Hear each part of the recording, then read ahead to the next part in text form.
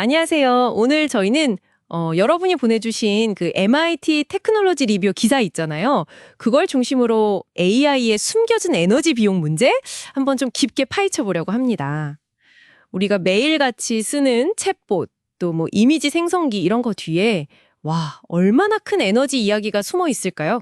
네, 이게 그냥 단순히 전기 많이 쓰겠지 뭐 이 정도 차원이 아니고요. 실제 소비 규모가 어느 정도인지 또 왜 이걸 정확히 알기가 어려운 건지 그리고 이게 앞으로 우리 에너지 환경에는 또 어떤 영향을 줄지 이런 걸 좀 구체적인 데이터를 보면서 얘기 나눠보겠습니다. 아마 핵심만 쏙쏙 아시게 될 거예요. 아, 네. 그 자료 보니까 제 눈에 확 들어온 게 있었는데요. 그 AI 에너지 소비의 대부분, 그러니까 한 80에서 90% 정도가 모델 훈련시키는 게 아니라 우리가 실제로 AI를 사용할 때, 그러니까 추론 단계에서 나온다는 점이었어요. 저는 왠지 훈련에 훨씬 많이 들 줄 알았거든요. 네, 맞아요. 그게 사실 많은 분들이 좀 간과하시는 부분이죠. 물론 훈련 과정도 에너지가 많이 들긴 하는데 수억 명이 매일같이 질문 던지고 뭐 이미지 만들고 하는 이 추론 과정의 누적량이 어마어마하거든요. 훨씬 막대해요. 그리고 이런 추론을 가능하게 하려고 빅테크 기업들이 쏟아붓는 돈은 와, 이건 정말 천문학적입니다. 맞아요. 저도 보고 깜짝 놀랐어요. 메타랑 마이크로소프트는 아예 자체 핵발전소까지 생각하고 있다고 하고, 오픈 AI는 뭐 스타게이트라고 이름 붙인 5천억 달러짜리 데이터 센터 프로젝트를 발표했고요. 구글만 해도 내년에 AI 인프라에 750억 달러를 쓴다니, 와, 진짜 규모가 상상이 안 가네요. 그렇죠. 바로 이런 투자들이 결국 데이터 센터의 전력 소비를 막 급증시키는 요인이 되고 있는 거예요. 2017년에서 2023년 사이 한 6년 정도 만에 엔비디아 H1 같은 그 AI 전용 GPU 있잖아요. 이런 게 막 쓰이면서 전력 소비가 거의 2배로 늘었어요. 그래서 지금 미국 전체 전력의 한 4.4% 정도가 데이터 센터로 가고 있다는 거죠. 이야, 4.4%면 정말 큰데요. 근데 이렇게 전기를 많이 쓰는데 정작 얼마나 쓰는지는 정확히 모른다. 이게 좀 아이러니한 것 같아요. 뭐 챗 GPT나 지미니 같은 우리가 아는 그런 모델들은 블랙박스처럼 정보를 잘 공개 안 한다는 거죠. 네, 그게 뭐 기업 비밀일 수도 있고 아니면 괜히 에너지 많이 쓴다고 공개했다가 좀 부정적인 여론이 생길까 봐 걱정하는 측면도 있을 거고요. 그래서 연구자들은 어쩔 수 없이 메타의 라마 모델처럼 좀 정보가 공개된 오픈소스 모델을 분석해서 뭐랄까 간접적으로 추정할 수밖에 없는 그런 상황입니다. 아, 그래서 추정치를 보는 거군요. 그 추정치 좀 보면 작은 라마 모델로 텍스트 답변 하나 얻는데 114줄. 이게 전기 자전거로 한 2m 가는 정도 에너지라고요. 근데 50배 큰 모델은 6,706줄. 120m를 가네요. 모델 크기나 질문 내용에 따라서 차이가 엄청 크군요.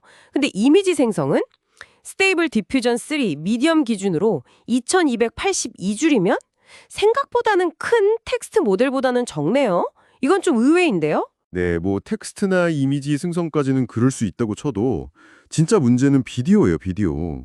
이게 코그 비디오 X라는 모델로 5초짜리 그것도 저화질 비디오를 하나 만드는데 드는 에너지가 무려 340만 줄이에요. 이게 감이 잘 안 오실 텐데 전기 자전거로 60km 이상을 가거나 아니면 전자레인지를 1시간 넘게 계속 돌리는 에너지거든요. 와, 이건 정말 놀라운 수치죠. 당연히 고화질 모델은 훨씬 더 많이 들 테고요. 와, 340만 줄이요. 5초 형상하나요? 정말 엄청나네요. 그럼 이런 에너지 소비가 결국 다 탄소 배출 문제로 이어질 텐데 이것도 보통 일이 아니겠어요. 당연하죠. 그 데이터 센터라는 게 24시간 내내 돌아가야 하잖아요. 그러니까 태양광이나 풍력처럼 좀 간헐적인 재생 에너지에만 기댈 수가 없어요. 그래서 아무래도 화석연료 비중이 좀 높을 수밖에 없고요. 실제로 미국 데이터 센터에서 쓰는 전기의 탄소 배출량, 그러니까 탄소 집약도를 보면 미국 전체 평균보다 48%나 높다는 분석도 있어요. 어느 지역에서 또 어느 시간대에 전기를 끌어다 쓰느냐에 따라서 배출량 차이도 엄청 크고요. 아, 지금도 이런데 앞으로가 더 문제겠네요, 정말. 뭐 스스로 막 작업하는 AI 에이전트라던가 더 복잡한 모델들, 또 비디오 같은 거 점점 더 많이 쓰게 될 텐데, 그럼 에너지 수요가 진짜 폭발적으로 늘어나겠는데요? 네, 그 로렌스 버클리 국립연구소 예측을 보면 약간 좀 섬뜩할 정도예요. 2028년까지, 그러니까 몇 년 안 남았죠. 이때 미국에서 AI 때문에 쓰는 전력량이 연간 최대 326 테라와트시까지 갈 수 있다고요. 테라와트시. 이게 어느 정도냐면 현재 미국 전체 데이터 센터가 쓰는 양보다도 많고요. 미국 전체 가구의 한 22%가 쓸 수 있는 어마어마한 양이에요. 이렇게 되면 데이터 센터가 미국 전체 전력의 거의 12%를 차지하게 될 수도 있다는 얘기예요. 12%. 정말 거대한 변화인데 정작 우리는 관련 정도를 너무 모르는 것 같아요. 이게 문제네요. 기업들이 투명하게 공개를 잘 안 하니까 제대로 예측하거나 대비하기도 어렵고 결국 그 비용 부담이 우리 같은 사용자나 일반 시민들한테 돌아올 수 있다. 이런 걱정도 나오잖아요.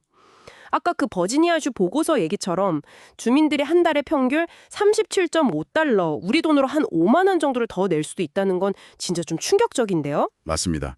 바로 그 정보 부족 문제, 그러니까 투명성이 없다는 것이 단순히 미래 계획을 어렵게 만드는 걸 넘어서서요. 비용을 네가 부담할 거냐, 이 공정성 문제까지 연결되는 거죠.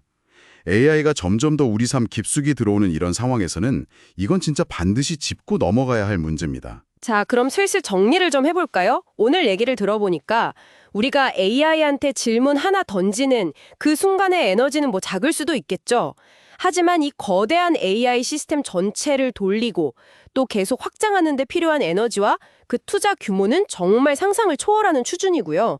근데 정작 그 실제 모습은 아직도 베일에 많이 쌓여 있다는 거, 이게 핵심인 것 같습니다. 네, 그렇습니다. 그리고 이렇게 정보가 좀 불균형한 상태에서는 에너지 전환 계획이라던가 아니면 비용 분담 논의 같은 게 제대로 이루어지기가 참 어렵다는 점, 이게 중요한 거죠. 네, AI 혁신 물론 중요하지만 그 이면에 있는 이 에너지 문제, 특히 이렇게 정보가 부족한 상황에서 과연 우리는 어떻게 그 책임을 좀 묻고 또 비용 분담의 투명성이나 공정성을 요구할 수 있을지, 이 질문을 오늘 여러분께 한번 던져드리면서 마무리할까 합니다. 한번 깊이 생각해 보시면 좋을 것 같습니다.